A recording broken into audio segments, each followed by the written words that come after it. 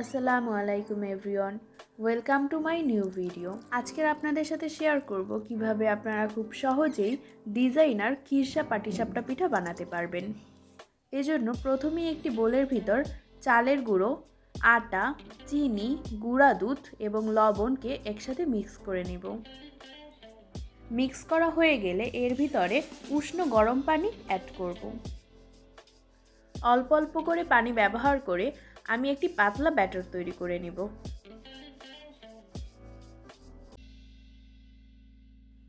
যেহেতু আমি ডিজাইনার পিঠা বানাবো, দ্যাটস ওয়াই আমি এখানে ফুড কালারটা ইউজ করব। আমি এখানে রেড ফুড কালার ইউজ করেছি, আপনারা চাইলে আপনাদের ইচ্ছা মতো যে কোনো কালার ইউজ করতে পারেন। ব্যাটারটিকে সাইডে রেখে এবার আমি খিরসা তৈরি করে নিব। খিরসা তৈরি করার জন্য প্রথমে একটি প্যানের ভিতর লিকুইড দুধ দিয়ে দেব। এরপর এর ভিতরে দিয়ে দেব দারুচিনি গুঁড়ো এবং গুড়। একটু পরে এর ভিতরে দিয়ে দেব গুঁড়া দুধ। এখানে আপনারা ট্রাই করবেন গুঁড়া দুধটা ব্যবহার করার জন্য, কারণ গুঁড়া দুধটা ব্যবহার করলে এখানে টেস্টটা আরও বেশি হয়। এবার আমি এই পিঠাগুলোকে তৈরি করে নিব। এজন্য প্রথমেই প্যানে অয়েল ব্রাশ করে নিব। এরপর ইচ্ছামতো ডিজাইন করে আপনারা পাটিসাপটা পিঠাটা বানিয়ে নিতে পারেন। এখানে আমি দুটো ডিজাইন দেখিয়েছি, আপনারা চাইলে আরও অনেক ধরনের ডিজাইন করে নিতে পারেন।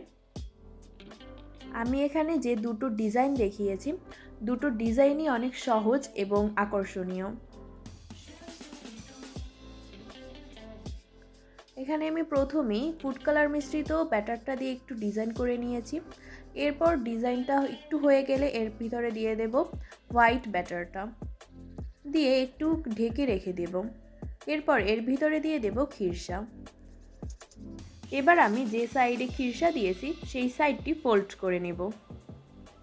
এই তো রেডি আমার ডিজাইনার পাটিসাপটা পিঠা। আজ এ পর্যন্তই, দেখা হচ্ছে অন্য কোনো ভিডিওতে। আল্লাহ হাফেজ।